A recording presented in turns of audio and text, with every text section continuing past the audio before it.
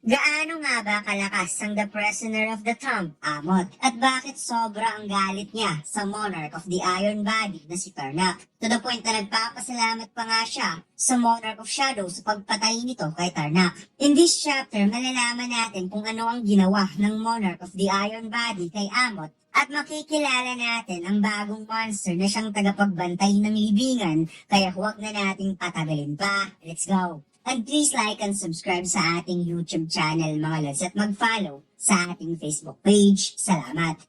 Nagsimula ang chapter na ito kung saan nagkaharap na nga itong si Song Soho at ang the prisoner of the tomb na si Amot. At tinatanungan ni Amot dito kung totoo nga bang namatay sa kamay ng Monarch of Shadow ang lahat ng monarchs, so ibig sabihin ang Monarch of the Iron Body ay namatay na rin. Nakita ni Soho ang pulang pangalan ni Amot at napaisip ang ating bida kung bakit binanggit nito ang Monarch of the Iron Body. Nagtataka siya kung ang monster na ito ay isang Iron Body type monster o baka kamag-anak. At naisip rin niya kung malalaman nito kung sino ang kanyang ama, malaki ang chance na aatakihin siya. Subalit kakaisip lang niya sa bagay na yon, ang napakalaking talampakan ni Amot ay nasa harap niya na at balak siya nitong apakan upang durugin kung saan napasigaw sa sobrang pag-aalala itong si Lady Ethel na makikitang dinurog ni Amot ang sahig sa sobrang lakas ng kanyang atake. Subalit hindi nga nagtagumpay si Amot sa balak nitong durugin ang ating bida dahil mabilis tong iniwasan ni Soho gamit ang kanyang bilis na mala assassin type hunter kung gumalaw. Napatanong si Soho kung bakit siya nito inatake at makikita nating pinagpawisan talaga ang ating bida dahil sa hindi niya inaasahan ang bagay na yon at sa bilis ng pangyayari. Sagot ni Amot na kaya niya ito inatake dahil hindi ito kagad sumagot sa kanyang katanungan. So ibig sabihin ito ay nagsisinungaling lamang at kapag hindi ito sasagot kagad, papatayin daw niya itong si Song Soho. Kaya na-realize ng ating bida na langhiya daw ang monster na ito. Nayon pa niyang ang criteria daw ni Amot to kill someone ay sobrang baba lang. Tinanong ulit ni Amot kung ang Monarch of the Iron Body ay namatay ba talaga sa kamay ng Monarch of Shadow. Kaya sumagot si Soho na tama ka. Pinatay ng Monarch of Shadow ang lahat ng monarchs. Kung saan napaisip ang ating bida, kung magwawala ba ang monster na ito o hindi, kung nalaman itong ang monarch na yun ay patay na. Subalit bigla na lamang nagulat si Soho nang naramdaman niya ang napakatinding aura na bumabalo sa katawan ni Amot at sinabi nitong kaya pala nagtataka siya kung bakit matagal ng panahon na hindi siya binalikan ni Tarnak. So pumunta na pala ito sa impyerno at mukhang gusto niyang bigyan ng malaking pasasalamat ang Monarch of Shadow. Kaya biglang naisip ni Soho kung natuwa ba ang monster na ito sa kanyang ibinalita. Kaya tinanong niya kung kamag-anak ba ni Amot itong si Monarch of the Iron Body. Kung saan parang nabigla itong si Amot sa kanyang narinig na napagkamalan sila na magkamag-anak ni Tarnak. Kaya sinabi niyang mukhang hindi ko ata gusto ang narinig ko. Na makikitang umapaw ang matinding mana sa kamao ni Amot upang maghanda para muling umatake kay Soho at sinabing patay ka sa akin. Hindi nagpatinag ang ating bida at plano niya itong subukang depensahan, subalit biglang lumitaw ang napakaraming kadena sa braso ni Amot at pumulupot sa buong katawan, bagay na pinagtataka ni Soho kung bakit may mga kadena na pumipigil sa kamao ng monster. May parang border na kapangyarihan na pumipigil kay Amot, na para bang pinipigilan siya nitong lumampas sa kinaroroonan niya at gusto siyang hilain ng kadena pabalik. Kaya napaisip si Amot na baka nakatawid na naman siya sa domain na hindi allowed para sa kanya. Kaya lumitaw ang mga kadena. Biglang hinila si Amot ng mga kadena na kahit pinipigilan niya ito gamit ang kanyang mga paa, ngunit nagbimistulang maubadi itong si Amot sa lakas ng kadena at napamura na lamang siya dahil si Tarnak pala at ang spellcaster nito ang may gawa nito sa kanya. Napanganga na lamang si Soho dahil nagtataka siya kung saan galing ang mga kadena na yon. Nabigla na lamang lumitaw at hindi niya alam kung ano ang nangyayari, ngunit ang tanging alam niya ay lumuwag ang kanyang pakiramdam. Natanong ni Lady Ethel kung ayos lang ba ang young monarch. Sagot ni Soho, ayos lang naman siya, ngunit ang monster na yun ay sobrang napakalaking banta para sa kanila. At mukhang dapat muna nilang bigyan ng emergency care itong si Gray at ang member ng Ashura Guild. Subalit bigla na namang nagulat si Soho sa biglaang pag-change ng kanyang urgent quest na dimensional crack. Kaya natanong ni Lady Ethel sa ating bida kung ano ang nangyari. Ngunit parang hindi gusto ni Soho ang pagbabago ng kanyang urgent quest dahil sinasabi daw nitong ang monster daw kanina ay ang heir ng Monarch of the Iron Body.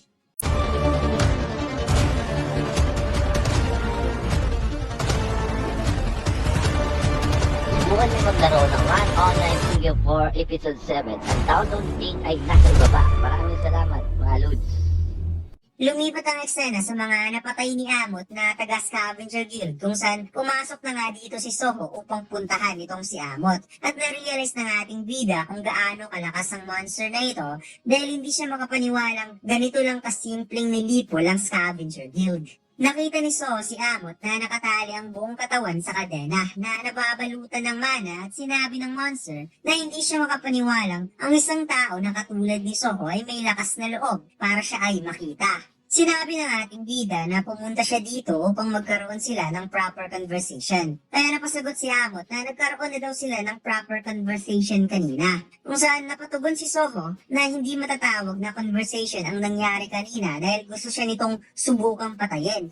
Paliwanag ni Amot na natutunan daw niya ang ganong klaseng conversation kay Tarnak. Kaya kung may reklamo daw itong si Soho, doon ito mag-complain sa bangkay ni Tarnak.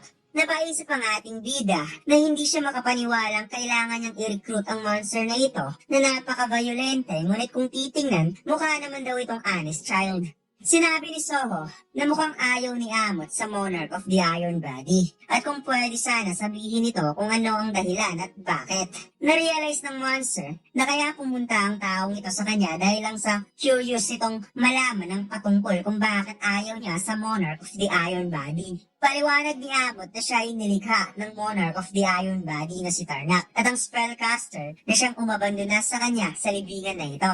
Kaya parang hindi makapaniwala si Soho na kung paano ang lumikha kay Amot ang siyang umabandona sa kanya kung saan tinumpirma ni Amot na tama si Soho. At ang dalawa daw sa kanila ay naging normal na lalaki tulad niya na dagdag pa niyang matagal na siyang inabandona sa libingan na ito na puno ng mga labi ng patay at nakagapos sa infernal chain. Natanong ni Soho kung hindi ba kayang sirain ni Amot ang mga kadena.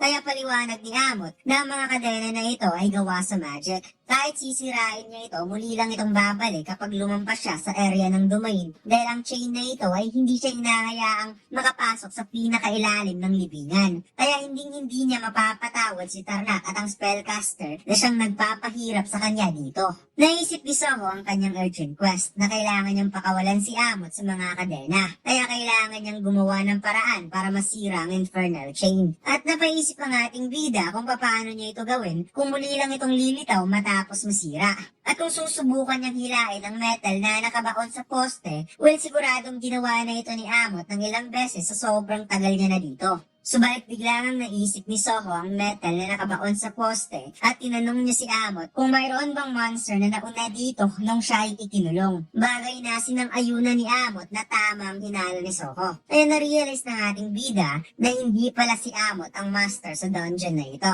Kaya tinanong ni Soho kung may nakita ba si Amot na isang kwarto na may napakalaking pintuan na puno ng metal. Napatugon si Amot na ang tanging alam niya lang sa kwartong ito ay hindi pa niya napuntahan ang pinakailalim ng libingan dahil sa kadenang ito. At natanong niya kung bakit parang binubombahan siya ng napakaraming katanungan ni Soho. Napaisip ang ating bida na parang nakapagtataka naman na hinayaan si Amot na gumala sa loob ng dungeon, ngunit bakit muling lumilitaw ang chain kapag nakapunta siya sa distansyang lugar mula dito.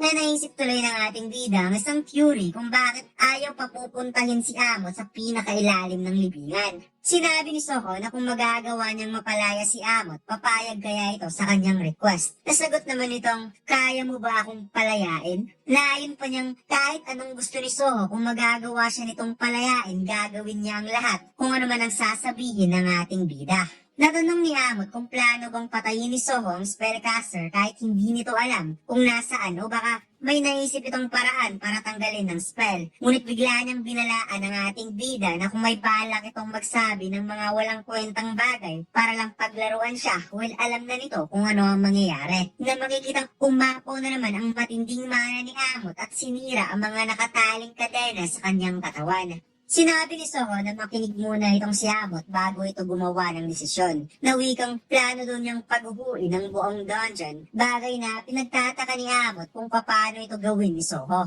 Pangiting sinabi ng ating bida na ayon daw sa mga sinasabi ni Amot kanina na hindi pa nito napuntahan ang pinakailalim ng libingan dahil sa mga kadenang bigla na lamang lumilitaw, so ibig sabihin, intention yon ng spellcaster dahil nag-aalala ito na baka mapatay ni Amot ang boss ng dungeon. At kapag gumuho ang dungeon matapos niyang patayin ng boss, nawi kang ano kaya ang mangyayari sa metal na nakabaon sa poste matapos nitong gumuho. Kung ang poste ay nawasak, walang metal na kaya mag-regenerate ng mga kadena ay magiging walang kwenta para hilain siya pabalik sa lugar na ito. Kung saan napatawa na lamang si Amot at na-excite sa pwedeng mangyari. Pagkatapos, lumipat ang eksena sa isang lugar papunta sa pinakailalim ng dungeon at makikitang umiiyak nga itong si Vero dahil bakit daw hinayaan ng young monarch na piliin ang isang uncivilized reptile na maging kasamahan nila. Kaya sinabi ni Amot na tumigil na daw sa kakalipad itong maliit na langgam sa itaas ng kanyang ulo dahil mukha daw itong langaw ng prutas. Kaya nagalit tuloy ang insekto at napawi kang gusto mo bang mamatay sa kamay ng kanyang original body. Kaya napatawa na lamang si Amot at lumipat ng topic dahil hindi daw niya akalaing ang batang yun ay ang lalaking anak pala ng Monarch of Shadow. Sinabi niya na hanggang dito lang ang kanyang kayang marating. At mukhang kakaiba ang pagkakataon na ito lalo na ito ang kauna-unahang pumunta sa pinakailalim ng libingan ng anak ng Monarch of Shadow. Kapag nabigo daw si Soho na mapatay ang dungeon boss, ito ay isang malaking kabiguan. At kapag nagtagumpay itong paghuhuin ng dungeon, ngunit hindi naman siya makakawala sa kadena, isa pa rin itong kabiguan. Subalit for some reason, nararamdaman niya ang matinding pananalig sa tinig ng boses ng batang yon. Kaya naisip ni Amot si Tarnak na siyang nagpahayag ng physical strength ang siyang tunay na lumikha sa kanya. Subalit kahit ang isang mahinang nilalang kumpara sa kanila ay pwedeng may pagmalaki kung ang batang iyon ay magagawa siyang palayain sa lugar na ito. Pagkatapos lumipat ang eksena kung saan nasapol ng matinding uppercut ang isang giant monster na nakabantay sa dungeon boss at nagawa ngang mapabagsak ni Soko at Lady Essel ang lahat ng monster at ipinakita ang dungeon boss na nasa itaas ng hagdanan at nakaupo sa kanyang trono at nakita ng ating bida ang pulang pangalan ng monster na si Sheka, the Tomb Warden. At dito lang nagtatapos ang ating kwento mga lods. Huwag mo sanang kalimutang mag-like, comment at mag-subscribe sa ating YouTube channel at mag-follow sa ating Facebook page. Salamat! Gaano nga ba kalakas ang